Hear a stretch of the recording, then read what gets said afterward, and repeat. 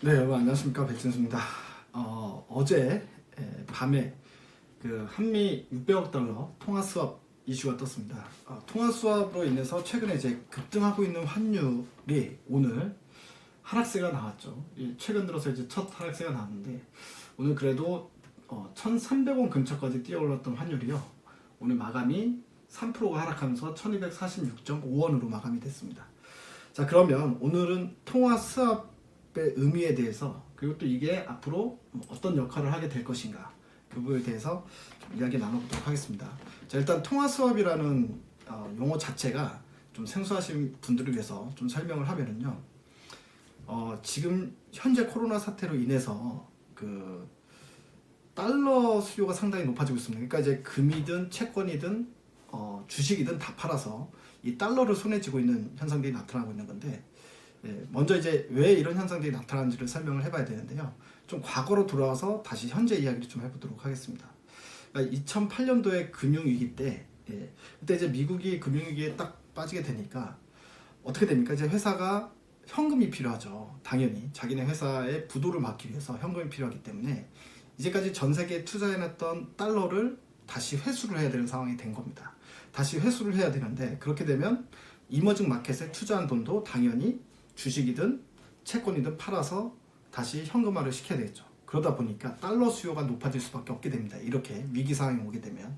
그래서 달러 수요가 높아지니까 어떻게 되겠습니까? 환율이 급등하는 현상이 나타나죠. 그러니까 달러가 급등하는 현상이 나타난다.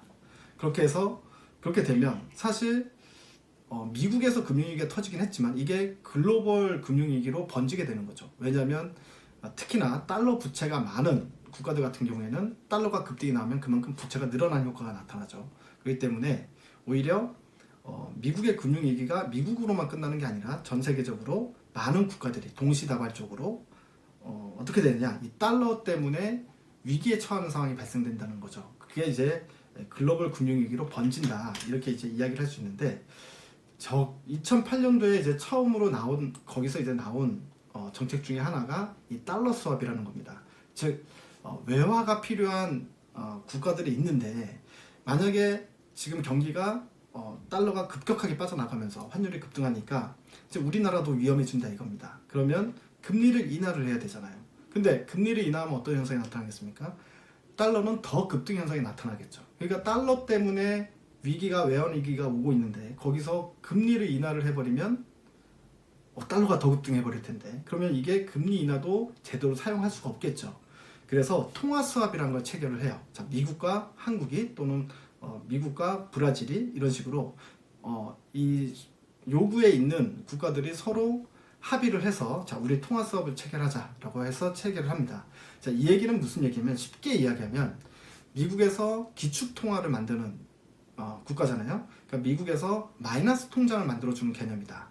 그러니까 약속된 환율이 급등을 해도 상관없이 그 달러를 사용할 수 있는 정해진 범위만큼, 그렇게 되면 환율에서 벗어날 수 있다는 겁니다. 그렇기 때문에 각국이 필요하면 금리 인하 정책도 사용을 해도 되겠죠. 왜냐하면 달러 통화 수합을 체결을 한 국가 같은 경우엔 이런 식으로 어느 정도 위기를 막는다라는 개념으로 생각해 주시면 되는데, 자, 그러면 이 2008년도에 달러 수요가 급증했던 그 현상이 지금 현재 코로나 사태에서도 발생이 되고 있다는 개념이거든요.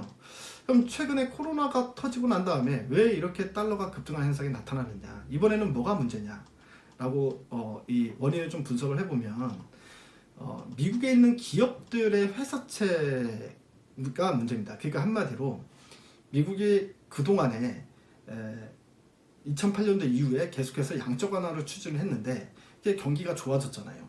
좋으면 다시 이 양적 완화를 걷어들이는 정책을 써야 되는데, 이 트럼프 대통령 같은 경우에는 이제 미중 무역 분쟁이 있었고, 그리고 계속해서 시장에 이제 자금을 공급해주는 그런 어떤 정책을 계속 폈습니다. 그러니까 연준에서도 이래서 금리를 인상하려고 그러면 트럼프가 상당히 노하고 화를 내고, 파월 의장 마음에 안 든다느니 그런 얘기를 상당히 많이 했었죠. 근데 그런 상황에서 갑자기 코로나가 찾아와 버린 거죠. 그러니까 한마디로 기업들이 회사채를 어느 정도, 그러니까 한마디로 부채를 어느 정도 갚아놓은 상태에서 코로나가 찾아온 게 아니라, 이 기업들의 부채가 상당히 많이 있는 상태에서 코로나를 직격탄을 맞다 보니까, 그러다 보니 미국 회사채 시장에서 급하게 달러가 필요한 상황이 발생이 됐다. 뭐 이렇게 이제 쉽게 해석을 해볼 수가 있을 것 같습니다. 그러면 기본적으로 그렇기 때문에 지금 미국 연준에서도 금리를 인하를 하고 뭐 CP 매입까지 이야기 나왔지만 CP는 이제 기업 어음입니다. 회사채까지 매입을 해줘야 된다라는 이야기가 그래서 나오고 있는 거거든요. 그래서 이제 시장에서 기다리고 있는 거, 연준에게 기다리고 있는 거는 회사채 매입을 해달라라는 부분을 지금 기다리고 있다라고 생각하시면 되는데요. 아무튼 이런 상황에서 지금 우리나라에서도 원달러 환율도 1,300원까지 급등이 나왔었던 겁니다. 단기적으로. 예. 근데 달러 수업 현상은 어느 정도는 이제 달러 급등을 막아줄 수 있는 역할을 할 수 있다. 뭐 이런 개념으로 쉽게 생각하시면 될 것 같습니다. 그렇기 때문에 일단 이거는 지금 어떻게 보면 외국인들이 우리나라 증시에서 지금 매도를 엄청나게 세게 하고 있었던 그 상황에 어느 정도 진정세 역할을 해줄 수 있을 것이다. 그럼 우리가 주식으로 보게 되면 주식을 어느 정도 이제 패닉 현상, 그러니까 이제 외국인이 매도하면서 일어나는 이 패닉 현상을 어느 정도는 차단해 줄 수 있을 것이다라는 기대를 해볼 수 있을 것 같습니다. 자, 그러면 이제 그러면 바닥을 잡았으니까 이제 시장이 올라갈 수 있느냐라는 부분에 있어서는 이제 추가적으로 제가 어저께 공개 방송을 했었는데 한국경제TV에서 공개 방송했을 때도 하필이면 그날 주가가 13%가 급락을 했죠. 코스닥이 13% 급락을 했는데 필요 조건을 이야기를 한 게 있습니다. 두 가지가 있다. 일단 당장에 필요한 건 두 가지가 있다라고 얘기를 했는데 첫 번째 이제 연준에서는 할 건 다 했습니다. 금리를 제로금리까지 낮췄고 그 시장에서 원하는 CP 매입까지도 이야기를 해준 상황이기 때문에 딱 하나만 더 미국 회사채 매입을 해준다라는 이야기가 나오면 된다라는 필요 조건 하나 있다고 말씀드렸고 또 하나는 지금 트럼프 대통령이 추진하고자 하는 미 행정부에서 추진하고자 하는 1조 달러 부양 정책 이게 의회에서 통과가 돼야 된다. 이 두 가지를 말씀을 드렸었는데요. 그러니까 실질적으로 어느 정도 바닥은 잡을 수 있는 여건을 형성을 해놨고 뭐 이런 소식들이 나온다면 기본적으로 주가는 충분히 올라갈 수 있다. 즉 바닥이다 라고 얘기해 드릴 수 있을 것 같습니다. 자, 그리고 오늘 또 나온 이야기들이 오늘 장중에 나온 이야기들이 추가로 나온 이야기들이 또 신약 개발에 관련된 이야기가 긍정적인 이야기가 한 두 가지 정도 나왔습니다. 그거를 이제 살펴보면은 오늘 어떤 이야기가 있었냐면 그 일본에서 그 길리어드의 렘데시빌 있죠? 투여자가 14명 중에 절반이 회복됐다라는 소식이 있었습니다. 지금 중국에서 임상 중이고 이 결과가 4월 3일에서 4월 10일 4월 3일에서부터 4월 10일 사이에 발표를 한다고 하죠. 여기서 이제 결과가 좋게 나온다라고 하면 우리가 빠르면 5월달 또는 4월 말에 실질적으로 치료제로 사용이 될 수 있을 것 같습니다. 그렇게 되면 사실 시간이 상당히 빠르죠. 어떻게 보면 우리가 기대할 수 있는 부분에서 치료제가 나오는데 시장에 가장 빨리 나올 수 있는 가능성이 있다면 저는 이 길리어드의 렘데시비르가 가장 빠르다라고 볼 수 있을 것 같습니다. 그렇기 때문에 이번 중국에서 나오는 임상 결과가 상당히 중요하다. 만약에 이번 중국에서 임상 결과가 발표가 됐는데 결과가 너무 좋다라고 했을 경우에는 시장은 코로나에 대한 공포에서 드디어 본격적으로 벗어난다. 저는 시장이 그냥 반등이 아니라 급반등이 나올 수 있다. 이렇게 보고 있습니다. 자, 그리고 또 한 가지가 있었는데 86년 전에 나왔던 신약인데요. 86년 전에 나왔던 말라리아 치료제. 이게 또 잘 먹힌다고 하네요. 그래서 말라리아 약을 감염 초기 환자, 그러니까 이거는 아주 진행이 된 환자가 아니라 감염 초기 환자한테 투여하니까 상당히 빠르게 이 고무적인 결과를 확인했다. 뭐 이런 기사가 있었습니다. 자, 그래서 이거를 갖다가 300만 정을 트럼프 행정부에 무상 제공하겠다. 이 독일 회사인데요.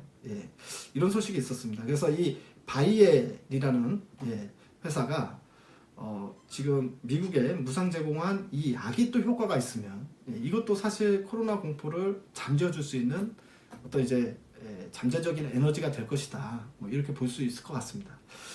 결론을 말씀드리면 일단 지금 우리나라 시장 주가가 너무 많이 급락했기 때문에 걱정하시는 분들이 많은데 일단은 달러 통화 스왑을 체결했다. 600억 달러 규모의 이 자체가 일단 당분간은 달러의 급등세는 어느 정도는 막아줄 수 있다. 그러니까 이게 결과적으로 주가에 급등을 일으키진 못합니다. 하지만 주가의 추가 급락세는 막을 수 있다. 적어도 외국인의 매도가 좀 잠잠해지면, 매수는 아니더라도 매도 자체가 잠잠해지면 그래도 어느 정도 시장이 또 이미 많이 때려맞을 만큼 때려맞지 않았습니까? 정말 그 생각만 하면 머리가 아픈데, 아무튼 그렇기 때문에 어느 정도 매도는 막아주는 효과가 날 것이다, 이렇게 우리가 충분히 예상해 볼 수 있는 부분이고요.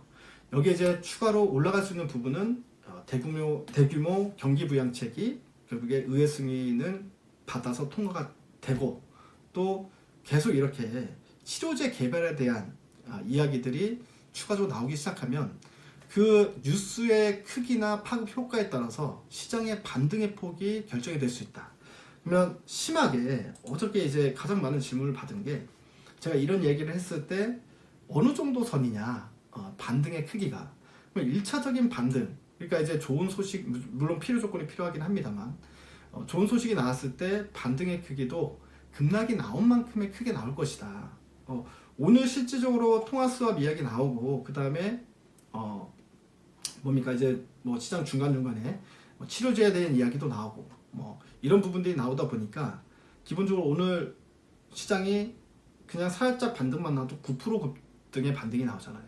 제가 말씀드렸던 부분이 그겁니다. 골이 깊기 때문에 반등이 나올 때 여러분들 반등의 크기도 상당히 클 것이다. 제가 이제 일단 반등 한번 나면 기술적 반등이 나오게 되면 코스피 지수도 1900, 그리고 코스닥 지수는 507, 80까지는 반등이 나올 수 있다고 얘기를 하니까, 지금 13% 급락한 자리에서 보게 될 때는 괴리가 너무 크거든요. 그 때문에 과연 그게 가능하냐, 이렇게 생각하시는, 의심하시는 분들도 있는데, 기본적으로 지금 긍정적인 소식이 나와서 주가가 반등이 나오면, 오늘 같은 경우에는 통화 수합 하나만 가지고도 9%가 올랐습니다. 근데 대규모 경기 부양책이 의회 승인한다거나, 아니면 치료제가 곧 나온다는 소식이 나온다고 하면, 그리고 근원적으로 코로나의 공포를 어느 정도 극복할 수 있는, 이길 수 있을 만한 뉴스가 나온다고 하면요, 시장은 아주 금세 제자리를 찾아갈 수 있다. 그렇기 때문에 지금 계속 유튜브에서 여러분들께 공통적으로 말씀드리는 얘기가 있습니다. 어제 공개 방송에서도 1200분, 1300분 정도가 동시 접속자가 1300분이 접속을 한 자리에서도 계속 말씀드렸던 부분이, 시장이 급락이 나오는 동안에도 절대 팔지 마라, 이렇게 말씀을 드렸습니다. 왜 그러냐면, 어느 정도 시장이 이제 코로나 공포를 극복해서 올라가기 시작하면은요, 그 지수 포인트는 여러분들 지금보다 아주 조금 올라간 상태에서 현금화를 시켜야 되는 게 아니라, 거의 일단 기본적으로 떨어진 거의 절반 이상 올라간 상태에서 충분히 여러분들이 현금화를 만들 수 있는 기회가 분명히 오기 때문에 말씀을 드리는 거거든요. 그렇기 때문에 저점 신경 쓰지 마시고요, 올라올 때까지 나는 무조건 버틴다. 그리고 최저점에서 매도하는 그런 실수는, 이제는 뭐 어떤 실수를 해도 좋은데 그 실수만큼은 하지 않았으면 좋겠다 싶은 생각이 듭니다. 일단 오늘 제가 드리는 메시지는요, 일단 시장이 클라이막스는 왔다. 제가 이틀 전에 올렸던 영상인데요, 클라이막스가 왔습니다. 그 클라이막스니까 당연히 힘들죠. 하지만 그 클라이막스가 지나면 그 다음부터는 터닝 포인트 지점이다. 이걸 꼭 기억하시라는 말씀을 오늘 꼭 전해드리고 싶었습니다. 자, 그러면 통화 수합에 대해서 얘기해 봤고요. 또 주말에 또 좋은 소식이 나온다거나, 아니면 다음 주에 새로운 소식이 나오면 또 그 이슈에 대해서 살펴보도록 하겠습니다. 감사합니다.